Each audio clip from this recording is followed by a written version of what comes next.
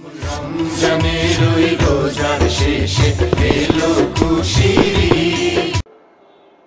আসসালামু আলাইকুম ওয়া রাহমাতুল্লাহি ওয়া বারাকাতুহু। ঈদ মুবারক, ঈদ মুবারক, ঈদ মুবারক।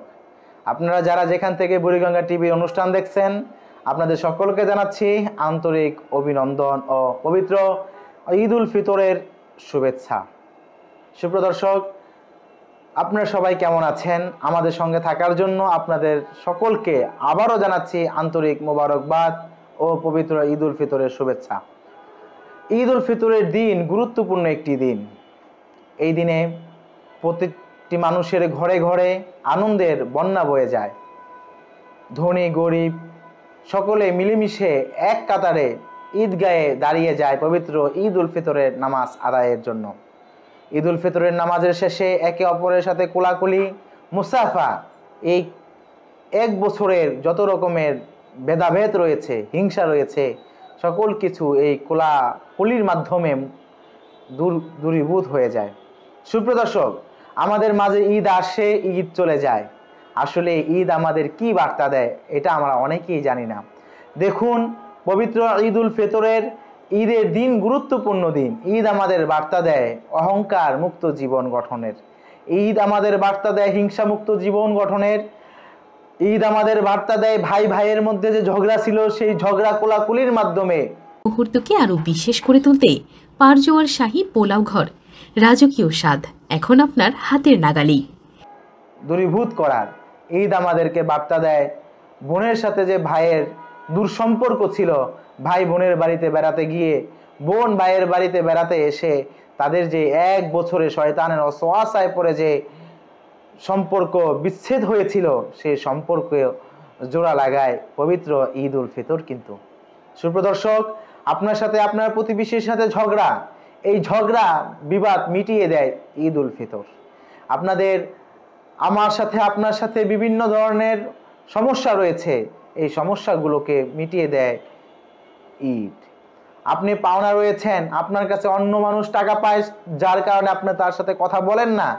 এই পাওনাদারকে যেন, যে ব্যক্তি টাকা পায় তাকে যেন টাকাটা আমরা পরিশোধ করতে পারি, এজন্যই কিন্তু পবিত্র ঈদ। দেখেন, আমাদের মাঝে আজকে ঈদ আসে, ঈদ যায়, কিন্তু আমাদের মধ্যে কোনো পরিবর্তন নেই। আমরা তাকওয়াবান হতে পারি না। আমাদের মনের মধ্যে যে ভাইয়ের সাথে আমার সাথে ঝগড়া ছিল, সেই ঝগড়া আজও আছে। ঈদ হচ্ছে একে অপরের বাসায় বেড়াতে যাবে, একে অপরের সাথে ঈদগাহে যাবে, কিন্তু আমার ভাইয়ের সাথে যদি যদি সেই ঝগড়া এখনো পর্যন্ত থেকে থাকে ঈদের দিনও, তাহলে আমার এই ঈদ কতটুকুই সার্থক হবে। সুপ্রিয় দর্শক, তার মানে ঈদ হলো ভালোবাসা, ঈদ হলো ভ্রাতৃত্ববোধ, ঈদ হলো একে অপরের সাথে সুসম্পর্ক তৈরি করার একটি মাধ্যম। আমরা একে অপরের সাথে সুসম্পর্ক তৈরি করব, আমরা তাকওয়াবান হব, আমরা হৃদয়ের ঈদ পালন করব, তাকওয়া অর্জনে ঈদ পালন করব। আমাদের মনের মধ্যে থেকে অহংকার দূর করে দিব, হিংসা দূর করে দিব। যার সাথে আমার ঝগড়া, যার সাথে আমার সাথে দ্বন্দ্ব রয়েছে, সেই দ্বন্দ্ব ঈদের দিন আমাদের মধ্যে সেই দ্বন্দ্ব থাকতে পারে না, আমরা এই দ্বন্দ্ব মিটিয়ে দিব। আমরা সবাইকে ভালোবাসবো।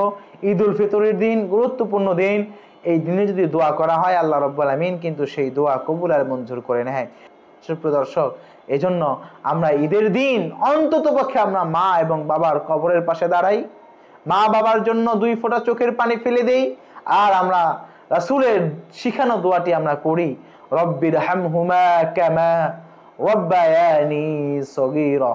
আমরা এই দোয়াটি করি, চোখের পানিগুলো ফেলতে থাকি। হাদিস শরীফের মধ্যে এসেছে, রাসূল করিম সাল্লাল্লাহু আলাইহি সাল্লাম বলেছেন, কোন সন্তান যদি মার জন্য বাবার জন্য কবরের পাশে দাঁড়িয়ে যদি চোখের পানি ফেলে দেয়, চোখের পানি নাকের ডগায় আসতে দেরি হবে, ওই বাবা ওই মায়ের কবরের আযাব ওই মা এবং বাবার আমলনামায় সেই নেকি যোগ হতে সময় হবে না। প্রতিবেশী যারা আছে আমরা তাদেরও খোঁজ খবর নিব।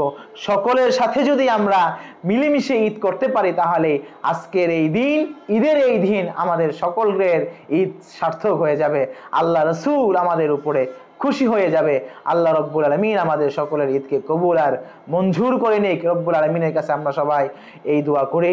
যারা যেখান থেকে আমাদের এই অনুষ্ঠান দেখছেন বুড়িগঙ্গা টিভির, আপনাদের সকলকে আবারও জানাচ্ছি পবিত্র ঈদ উল ফিতরের শুভেচ্ছা।